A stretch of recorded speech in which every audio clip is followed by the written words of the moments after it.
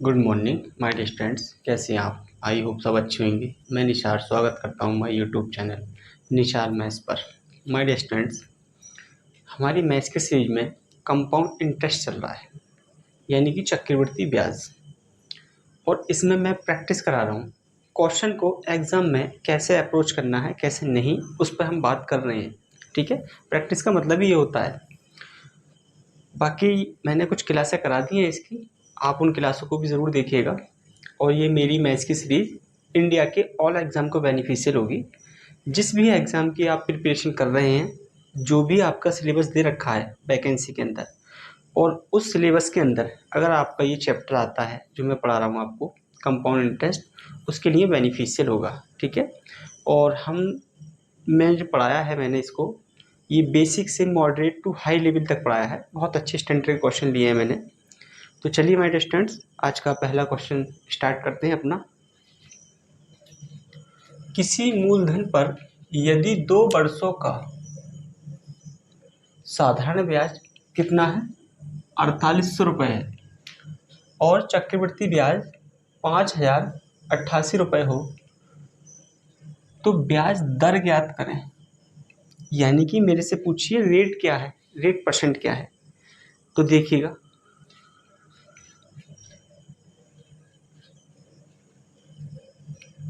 देखो सबसे पहले हम देखते हैं क्या।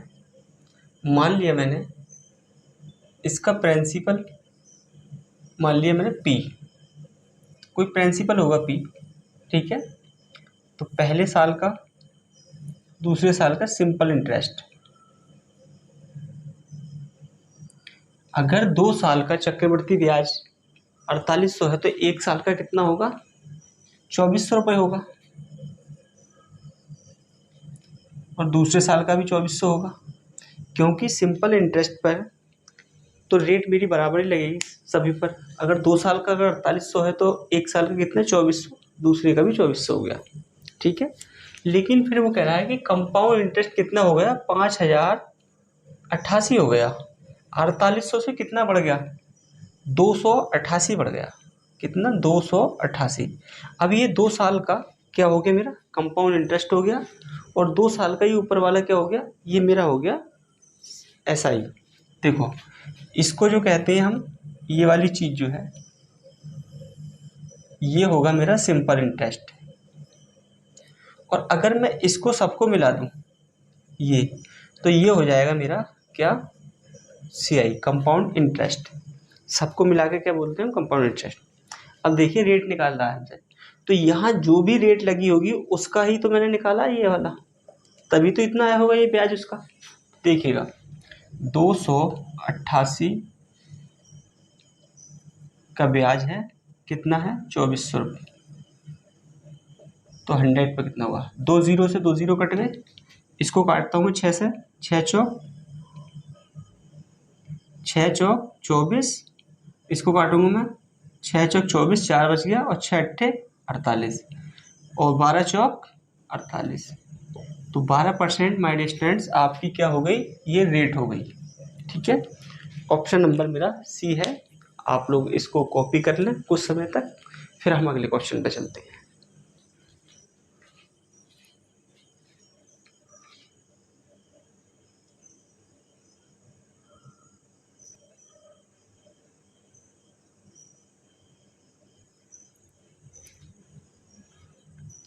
तो चलिए माय डियर स्टूडेंट्स, आप लोगों ने इसको कॉपी किया होगा, मैं रफ कर देता हूँ।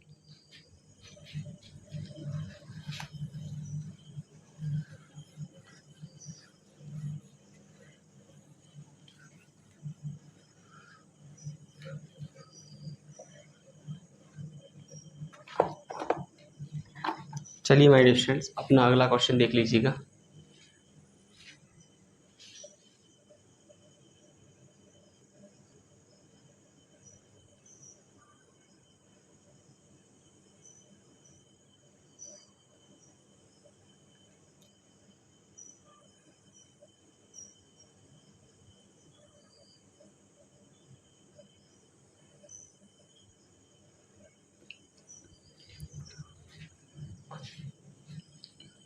तो चलिए माय डियर स्टूडेंट्स, अपना अगला क्वेश्चन देखिएगा। क्वेश्चन को आप भी 2 से 3 बार रीड किया करें। अगर आप क्वेश्चन को रीड नहीं करेंगे तो आपकी समझ नहीं आएगा। देखिएगा, यदि किसी मूलधन पर चक्रवृद्धि ब्याज पर दूसरे और तीसरे वर्ष में होने वाली राशि क्रमानुसार 25,088 और 28,098.56 रुपये है, तो ब्याज दर बताइए कितनी होगी। अब की बार भी मेरे से क्या पूछिए, उसने रेट पूछिए। दूसरे साल की राशि ये है और तीसरे साल ये हो जाती है, तो मेरे से दर बताइए, पूछिए। देखिएगा, मैंने मान लिया पहले प्रिंसिपल होगा पी। जब पी प्रिंसिपल होगा तो एक वर्ष में, यानी कि एक ईयर में कितनी हुई है वो,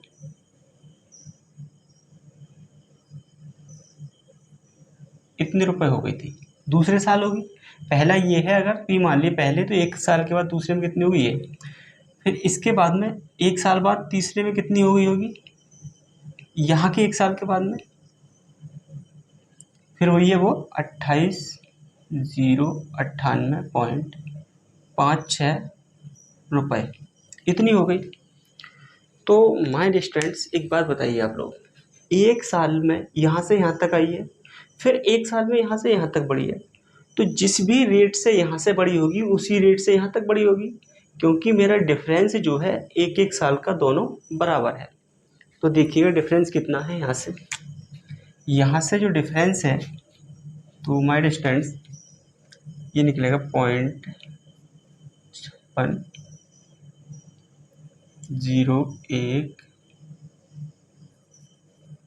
ठीक है। तो ये इसका डिफरेंस आ गया 3,010.56 रुपये, ठीक है। इतना इसका डिफरेंस है। अब हमें निकालनी है रेट। तो देखो रेट कैसे निकालेंगे हम लोग, 0.56 बटा 25,088। अब यहाँ से आप 100 करें और आप यहाँ से निकाल लें डायरेक्ट, तो यहाँ से आपको कैलकुलेशन करने में थोड़ा दिक्कत होगी, तो हम जाएंगे डिजिटल सम से। डिजिटल सम मैंने बता रखा है क्या होता है, ठीक है। देखिएगा, ऊपर के अंकों को जोड़ करती है, देखो 5, देखो 5 और एक 6, 6 और 3 9। जब 9 हो जाता है तो 9 हम छोड़ देते हैं, ठीक है, 0 मानते हैं। यहाँ से 9 छोड़ दिया हमने, कितना बचेगा 6, ऊपर से बच गया हमारा कितना 6। इसको जोड़ेंगे तो एक एक से गुणा करें, कोई भी फायदा नहीं होगा। देखो फिर यहाँ पे कितना हो गया, 8 8 16, 16 और 5 21 और 2 23। अगर मैं 23 को जोड़ता हूँ तो कितना होगा, ये 5, तो ये कितना हो गया 5, ठीक है। अब मुझे नीचे 10 कर लो या 28 कर लो या 100 कर लो, ताकि भाग करूँ मैं, एक बन जाए नीचे मेरा डिजिटल सम, ताकि कुछ फ़र्क ना पड़े मेरा। तो मैं क्या काम करता हूँ, यहाँ 2 से ऊपर और 2 से नीचे गुणा कर दिया मैंने, तो ऊपर वाला कितना हो गया 12/10। अब इसका सम करूँगा मैं ऊपर वाले का, तो कितना होगा 2 और 1 3, और इसका सम करा मैंने 1, 1 से भाग करूँगा कोई फ़ायदा नहीं है, 3 का 3 3।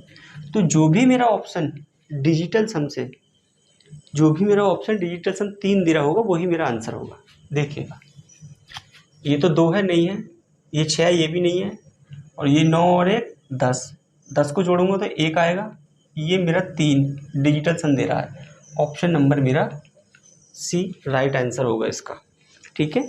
तो आप चाहें तो यहाँ से कैलकुलेशन कर लें, या मैंने जैसे किया है आप डिजिटल सम के थ्रू जा सकते हैं, ठीक है।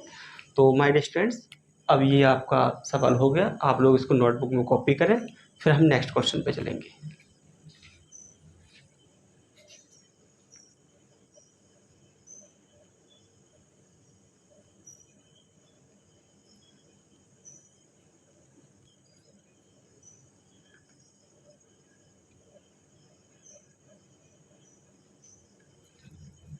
तो चलिए माय स्टूडेंट्स, मैं रफ कर देता हूँ।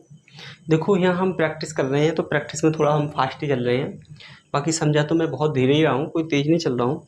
अगर आपको कंसेप्चुअल समझना है तो आप मेरी कंसेप्चुअल क्लास देखे जाकर।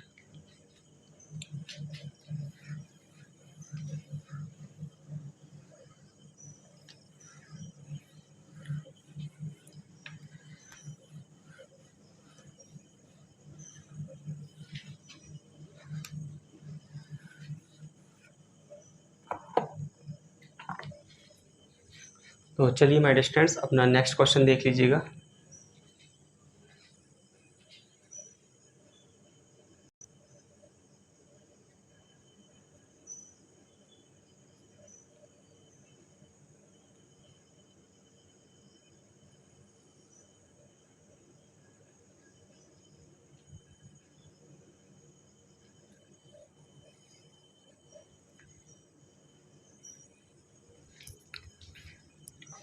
तो चलिए माय डियर स्टूडेंट्स, अपना क्वेश्चन को रीड कर लीजिएगा।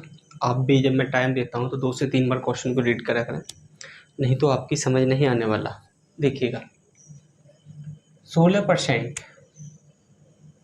वार्षिक दर से 3 वर्षों के लिए एक निश्चित राशि पर साधारण ब्याज, 10% वार्षिक दर से 2 वर्षों के लिए 12,000 रुपये की राशि पर चक्रवृद्धि ब्याज से आधा है, तो साधारण ब्याज पर दी गई राशि बताइए।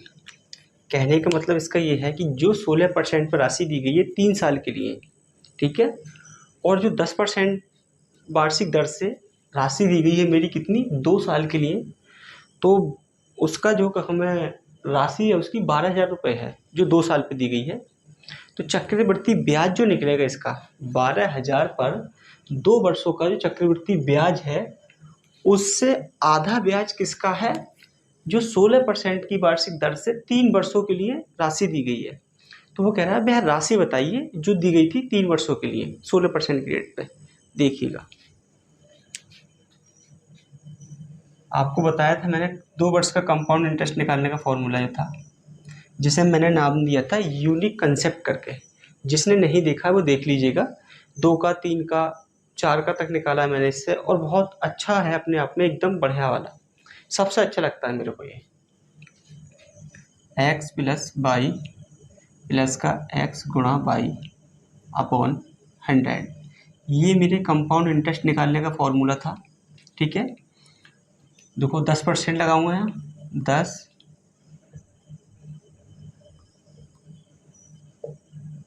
यहाँ से हो गया 20 प्लस, ये कटने के बाद में 1 बचेगा, तो ये हो गया माय डियर स्टूडेंट्स 21%। तो CI क्या हो गया मेरा 21%। ठीक है, जिसने नहीं देखा है ये कंपाउंड इंटरेस्ट का होता है, और सिंपल इंटरेस्ट का जो था वो क्या था मेरा, लिख देता हूँ मैं, देखो x प्लस बाई परसेंट ये था मेरा। ठीक है, डायरेक्टली था, और एक था मेरा CI माइनस SI का डिफरेंस निकालते थे हम, तो था x गुणा बाई अपॉन 100। ये जो था मेरा, ये डिफरेंस निकालने का था CI और SI का, ये SI का था और ये CI वाला था। ठीक है, देखिएगा, तो मेरी 12,000 की राशि है, उस पर मुझे कंपाउंड इंटरेस्ट कितना निकालना है, कितना है उसका 12,000 की राशि का 2100। ये कट गए 2 जीरो, कितना बच गया यहाँ से, देखो 1 जीरो तो ये बचा, और यहाँ से गुणा करते हैं, देखो 12 ही कम, 12 12 के 2 हासिल लगा 1, 12 दूनी 24 और 1 25। तो मेरा कंपाउंड इंटरेस्ट जो निकला है वो माय डियर स्टूडेंट्स वो कितना है मेरा 2520। तो वो कहता है कि ये उसका सिंपल इंटरेस्ट जो है उससे आधा है, तो जो CI है मेरा वो कितना है, इससे आधा, आधा अगर करता हूँ तो कितना होगा 1260। ठीक है, ये तो देखो जो भी मेरा प्रिंसिपल होगा, ठीक है, जो भी मेरा प्रिंसिपल होगा 3 वर्षों का अगर मैं लगाता हूँ तो सिंपल इंटरेस्ट पे रेट मेरी जुड़ जाती है, चाहे अलग अलग करके निकाल लें एक साथ निकाल लें। तो 16 या 48, 3 वर्षों की कितनी हो जाएगी मेरी 48% हो जानी है मेरी, 48% हो गई 3 वर्षों की। तो मैंने मान लिया प्रिंसिपल मेरा P है, उसका जो सिंपल इंटरेस्ट निकला वो कितना निकला 48%, लेकिन सिंपल इंटरेस्ट दे कितना रखा है मेरे से 1260। अब कैलकुलेशन कर लें, अब आंसर आ जाएगा अपना। देखिएगा, मैं इसको काटता हूँ कितने से, 12 से, 12 चौक 48, 12 एकम 12, 0, 12 पंजे 60, इतना हो गया। फिर मैं इसको काटता हूँ, देखो 25 बार कट गया ये, तो प्रिंसिपल 105 गुणा 25, 25 पंजे कितना होगा 25 की गुणा करेंगे 5 से 125, तो 125 के 5 हासिल लगे 12। ठीक है, यहाँ हम लोग 25 की गुणा 0 करेंगे, 0 हो जाएगा, 12 के 2 हासिल एक रहेगा, 25 और 1 26, तो 2625 माय डियर स्टूडेंट्स मेरा क्या हो गया, आपका आंसर हो गया। ऑप्शन नंबर मेरा डी है। क्या है my dear students, option number मेरा डी है, ये मेरा आंसर हो गया। ठीक है, तो आप लोग इसको एक बार कॉपी करें, फिर हम अगली तरफ चलते हैं।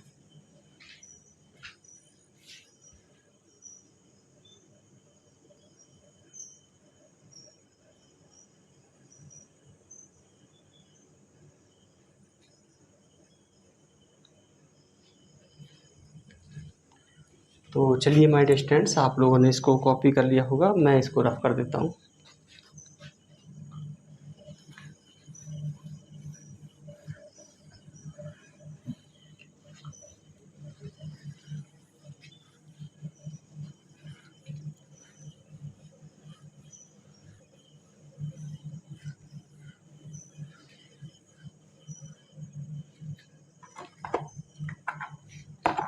तो चलिए my dear students, next question देख लीजिएगा अपना।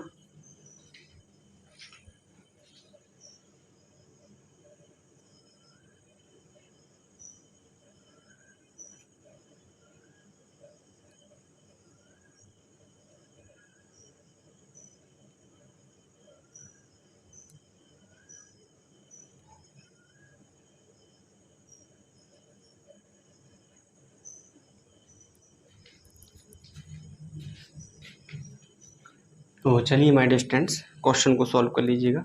बहुत अच्छा क्वेश्चन है, 2 से 3 बार पढ़ें, अगर आप नहीं पढ़ेंगे तो आपकी समझ नहीं आएगा।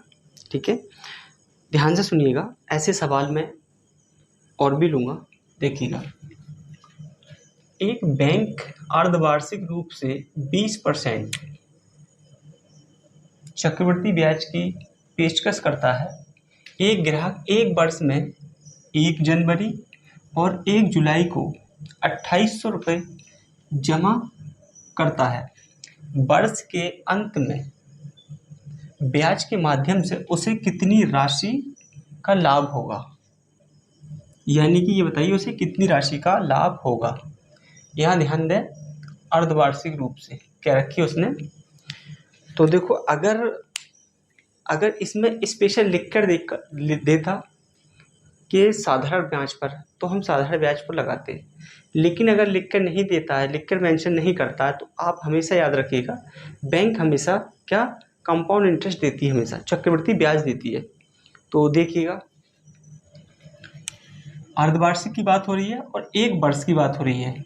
ठीक है, ये लिख रखा है उसने, देखो 1 वर्ष।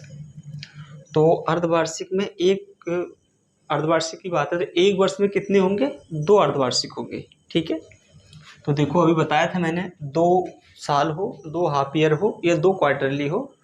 मैंने अभी इससे पहले लिख के दिखाया था आपको CI, तो इसका तो निकालेंगे हम CI।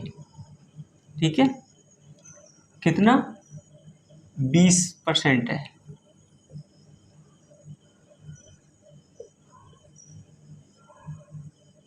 यहाँ से 2 0 कट जाएंगे, यहाँ से हो जाएगा 40, ये 40 हो गया प्लस का 4, यानी कि कंपाउंड इंटरेस्ट जो होगा मेरा वो कितना होगा, 44%। ध्यान से सुनिएगा आप,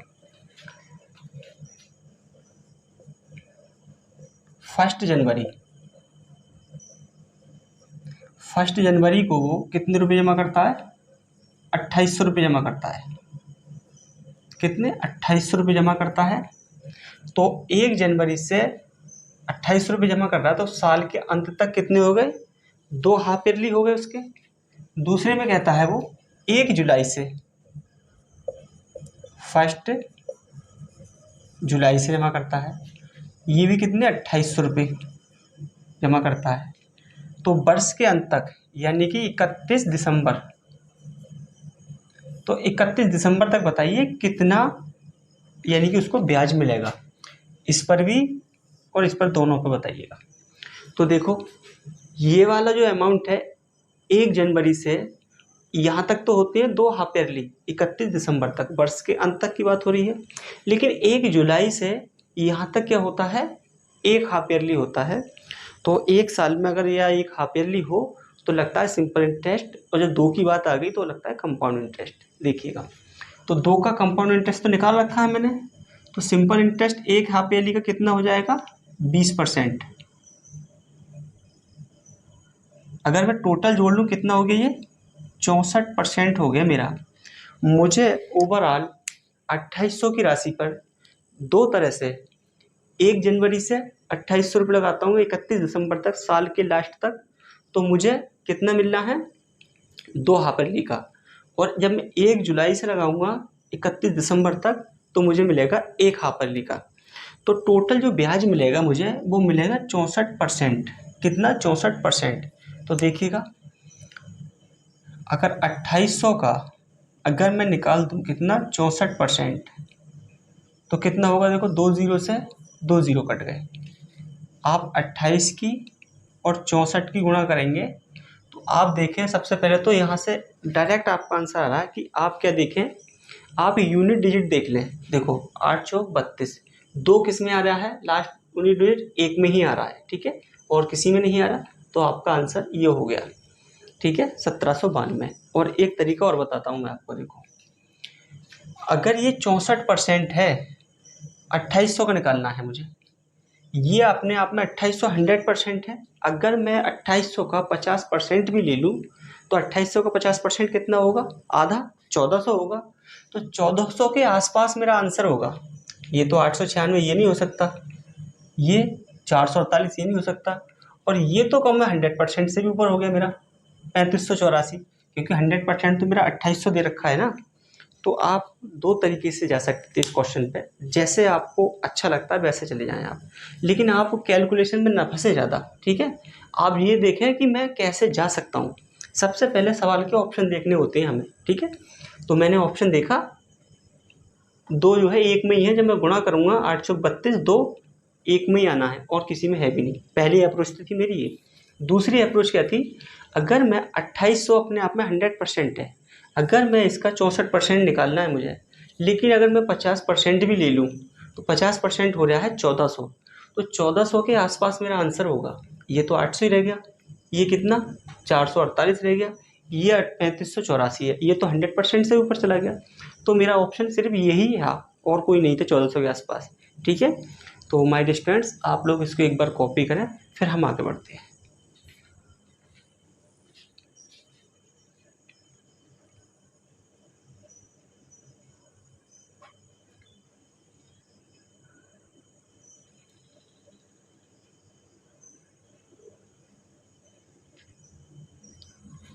ठीक है, आप लोगों ने देख लिया होगा। मैं बोर्ड से इसलिए हटता हूँ ताकि आपको विजुअल हो जाए पूरा। अब मैं इसको रफ करता हूँ।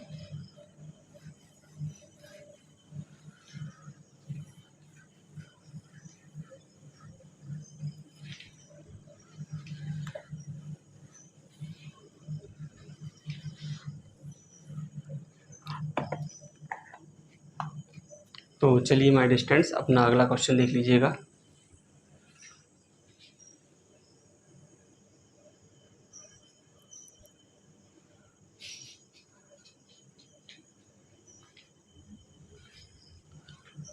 तो चलिए my dear students, same question है, बिल्कुल सेम डाटा पर है, जैसा अभी किया था ऐसे ही है। देखिएगा, एक बैंक अर्धवार्षिक रूप से 5% चक्रवृद्धि ब्याज पेशकश करता है। एक ग्राहक एक वर्ष में 1 जनवरी और 1 जुलाई को 9,600 रुपये, कितना, 9,600 रुपये जमा करता है। वर्ष के अंत में ब्याज के माध्यम से कितनी राशि का लाभ होगा। देखिएगा, 1 जनवरी उसने जमा कराए होंगे कितने, 1 जनवरी को 9600 रुपये। फिर जमा कराए थे उसने 1 जुलाई को कितने, 9600। तो वो कह रहा है, ये बताइए 31 दिसंबर को कि कितने रुपए हो जाएंगे ब्याज के। तो 1 जनवरी वाले कितने 2 हाफ ईयरली को लगे हैं और 1 जुलाई वाले 1 हाफ ईयरली को। ठीक है, 5% की रेट है ये। तो 1 जनवरी वाले 2 हाफ ईयरली को लगे हैं, यानी कि 2 अर्धवार्षिक को, और 1 जुलाई वाले 1 अर्धवार्षिक को। तो टोटल ब्याज देखते हैं कितना है। तो 2 अर्धवार्षिक वाला तो लगेगा चक्रवृद्धि ब्याज। मैंने बताया था इससे पहले कि अगर लिख दे स्पेशल सिंपल इंटरेस्ट तो हम सिंपल इंटरेस्ट काउंट करेंगे, नहीं तो बैंक चक्रवृद्धि ब्याज देती है। देखिएगा 5% अभी बताया था मैंने आपको, फॉर्मूला लिख के इससे पहले। कितना हो जाना है ये 10.25। क्या हो गया ये हो गया मेरा कंपाउंड इंटरेस्ट। अब 1 जुलाई जो है वो 1 हाफ ईयरली लगेगी, यानी कि 1 अर्धवार्षिक लगेगा। 1 अर्धवार्षिक लगेगा तो 5% और लग जाएगा, क्योंकि 1 अर्धवार्षिक तो सिंपल लगता है। अगर मैं जोड़ना चाहूँ इसको तो कितना हो जाएगा ये 15.25%। टोटल हो गया मेरा 15.25%। ये हो गया मेरा 15.25%। मुझे निकालना है कितना 9600 का 15.25%। अब एक मोटा सा आइडिया लगाओ आप दिमाग से, ठीक है। क्या दिमाग से लगाओगे मोटा सा आइडिया आप? या तो निकाल रहे डिजिटल सम से। देखो यहाँ से कितना 9 हटिया 6 बचा, यहाँ से निकालूंगा 5 और 1 6, 6 और 2 8, 8 5 13। अगर 13 को निकालता हूँ मैं, 13 का सम करूँगा कितना 4, यानी कि 4 6 24। इसका सम आ गया 6। तो जो भी मेरा ऑप्शन 6 डिजिटल सम दे रहा होगा वो मेरा आंसर होगा। देखिएगा 6 3 9, 6 बचेगा, ये भी दे रहा है, इसका मतलब 7 3 10, ये नहीं दे रहा, कट गया ये। इसको चेक करता हूँ मैं, 4 1 5, 5 8 9, 6 दे रहा है ये भी। और इसको करता हूँ चेक में, 10 और 2 12, 12 और 9 21, यानी कि ये 3 दे रहा है मेरा। ठीक है, ये भी 3 दे रहा है मेरा, ये 6 दे रहा है। तो ऑप्शन मेरे 2 कॉन्ट्राडिक्ट कर गए, एक तो ये हो गया, एक ये हो गया। डी और बी 2 ऑप्शन मेरे कॉन्ट्राडिक्ट हो गए। अब देखिएगा ये तो है नहीं मेरे यूनिट डिजिट से। तो देखो मैं एक चीज़ दिखाता हूँ आपको। अगर मैं 9600 का 10% निकाल दूँ, 10% भी, तो कितना होगा वो 960 आ जाएगा मेरा। 10% 960, यानी कि 10% 960 है। ये तो 960 से बहुत कम हो गया। मुझे निकालना है 15% से ऊपर, लेकिन ये तो 10% से बहुत कम रह गया, तो ये भी नहीं होगा। तो ऑप्शन मेरा कौन सा बचा? सिर्फ बी बचा। क्या हो गया माय डियर स्टूडेंट्स? सिर्फ मेरा बी बचा। आप कैलकुलेशन कर लेना, कोई दिक्कत नहीं है। देखो 10% 960 हो गया। अगर 10% 960 है, अगर 5% और निकाल दूँ कितना हो जाना है? देखो 960 का आधा करेंगे आप, कितना होगा देखो,